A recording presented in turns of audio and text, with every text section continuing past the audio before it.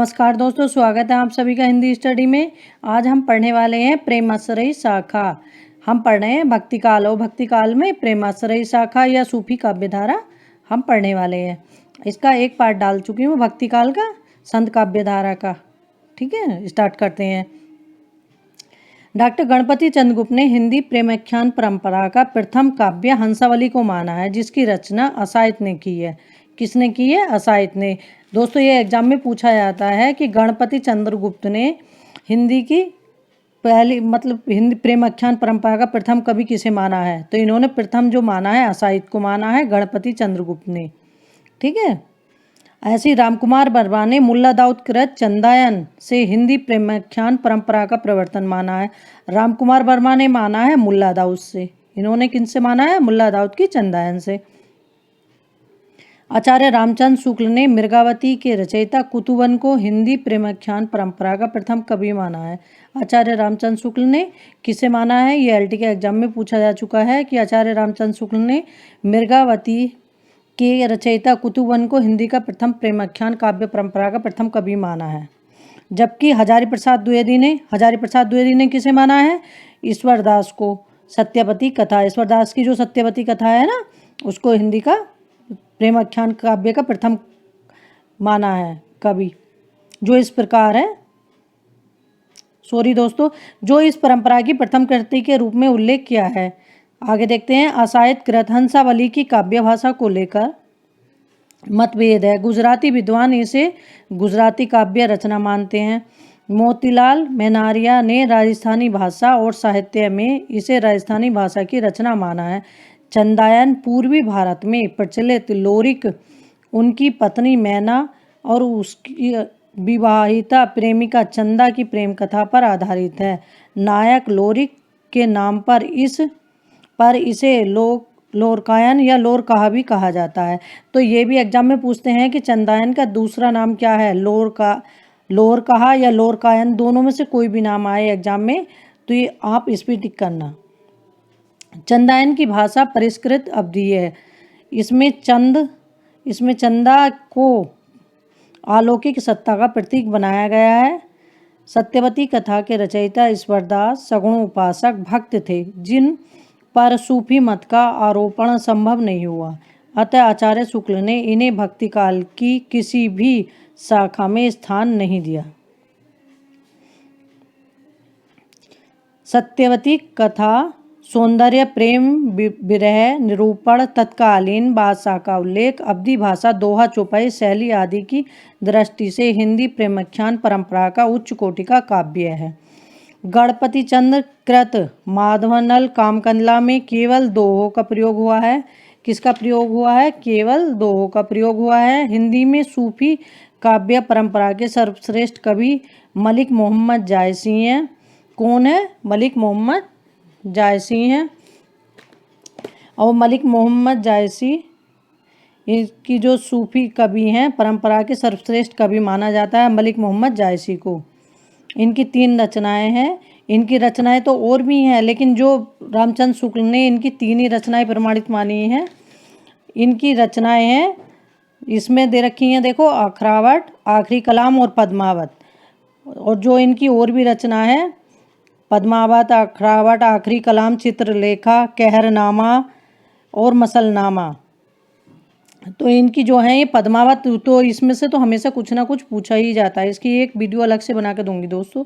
अखरावट जो है, इसमें वर्णमाला के एकक अक्षर को लेकर सिद्धांत संबंधी तत्वों के बारे में वर्णन किया गया है। और जो आखिरी कलाम है, ये भी एग्जाम में पूछा जाता है। तो आखिरी कलाम में इसमें क्या पूछा गया है? इसमें पूछा गया है कि कयामत का वर्णन, मुगल बादशाह की प्रशंसा। और इसमें क्या बताया गया है कि मुगल बादशाह जो अकबर बाबर थे, उनकी प्रशंसा और कयामत का वर्णन इसमें किया गया। इनका एक लेख है चित्ररेखा, तो इसमें है लघु प्रेमाख्यान। ये जो है लघु प्रेमाख्यान है। कहरनामा, ये आध्यात्मिक विवाह का वर्णन है। इसमें एक इनका मसलनामा है, उसमें ईश्वर भक्ति के प्रति प्रेम निवेदन है। आगे देखते हैं दोस्तों।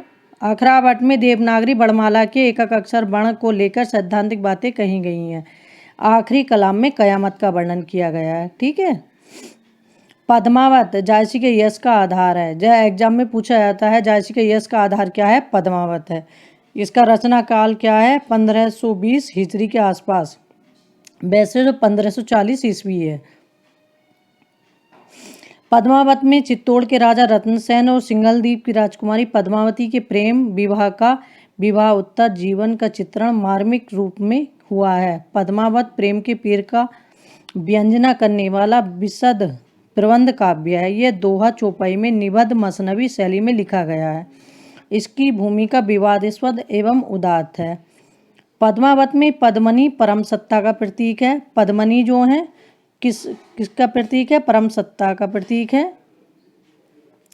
अब इसमें अलग अलग दे रखे हैं कि किसके क्या प्रतीक है। जैसे रत्नसेन मन का प्रतीक है, सिंघल हृदय का प्रतीक है, पद्मावती श्रद्धा सात्विक परम सत्ता का प्रतीक है, सुबा हीरामन तोता गुरु का प्रतीक है, नागमती दुनिया धंधा या सांसारिक बुद्धि का प्रतीक है, राघव चेतन शैतान का प्रतीक है, अलाउद्दीन माया का प्रतीक है। इस तरह से ये एग्जाम में पूछा जाता था कि कौन सा किस चीज़ का प्रतीक है, ये एग्जाम में पूछा जाता है। अतः पद्मावत को प्रतीकात्मक काव्य भी कहा जाता है, समासोक्ति काव्य भी पद्मावत को कहा जाता है। पद्मावत की भाषा विशुद्ध अवधि है। तत्सम शब्दों का प्रयोग बहुत कम या नहीं के बराबर है। पद्मावत में भारतीय कथा काव्य की प्रायः सभी रूढ़ियों एवं प्रवृत्तियों का निरूपण सफलतापूर्वक हुआ है। अष्टसाप के प्रसिद्ध कवि नंददास द्वारा रचित रूपमंजरी प्रेमाख्यान परंपरा का काव्य है। इसमें रूपमंजरी विवाह और कृष्ण के प्रेम का चित्रण स्वच्छंद रूप में किया गया है।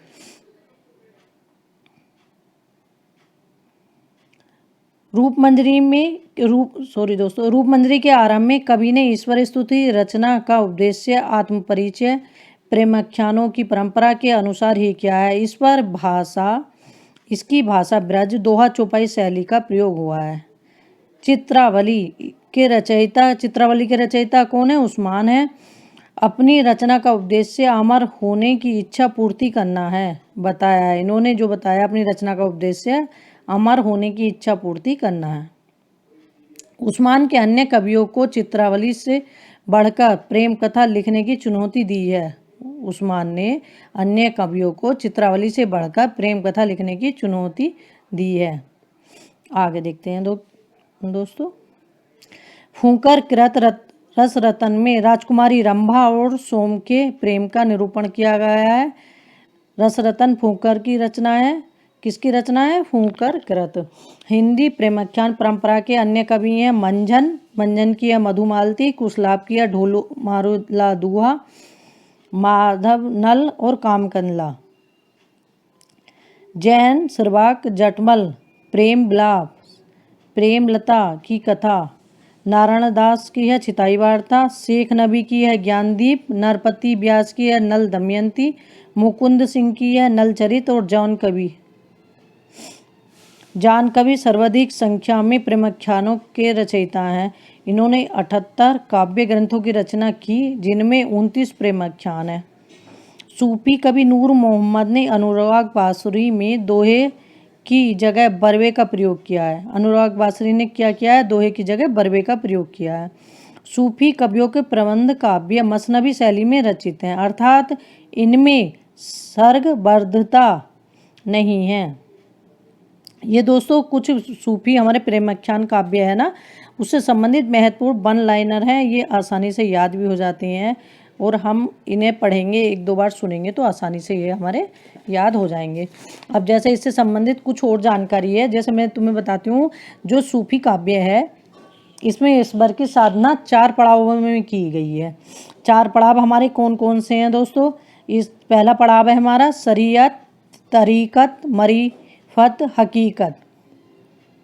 दूसरा हमारा है सूफी साधना में इश्क मजाजी से इश्क हकीकी को प्राप्त करने का बल दिया गया है। ये एग्जाम में पूछा जाता है, इश्क मजाजी से इश्क हकीकी को प्राप्त करने का प्रेम का किस में दिया गया है, ये सूफी काव्य में दिया गया है। जो सूफी साधना है उसमें दिया गया है। इस मजाजी का मतलब होता है लौकिक प्रेम और इश्क हकीकी का मतलब अलौकिक प्रेम। आगे इसमें और भी एक दो बिंदु हैं जो आपको बताती हूँ। प्रेमाश्रयी में साधक की कल्पना पति रूप में, जो प्रेमाश्रयी शाखा है हमारी, यही सूफी शाखा, तो इसमें हमारे क्या करते हैं, साधक की कल्पना किस रूप में करते हैं, पति के रूप में, और ईश्वर की कल्पना करते हैं पत्नी के रूप में। जबकि रहस्यवाद, जबकि कबीर जो हैं वो क्या करते हैं, साधक मतलब जीवात्मा को प्रेयसी, जो जीव है पुरुष है उसे प्रेयसी और भगवान को परमात्मा के रूप में स्वीकार करते हैं। ये भी एग्जाम में पूछा जाता है दोस्तों, इसीलिए मैं बता रही कि ये मोस्ट है। सूफी संतों में एक महिला संत थी जिसका नाम रबिया था। ये एग्जाम में पूछा गया कि सूफी संतों में एक महिला थी जिनका नाम क्या था। ये ऑप्शन दिए हुए थे 4, एक रबिया दिया गया था, तो जो थी वो राबिया थी। ठीक है दोस्तों, मैं समझती हूँ आप समझ चुके होंगे। थैंक यू दोस्तों मेरी वीडियो देखने के लिए।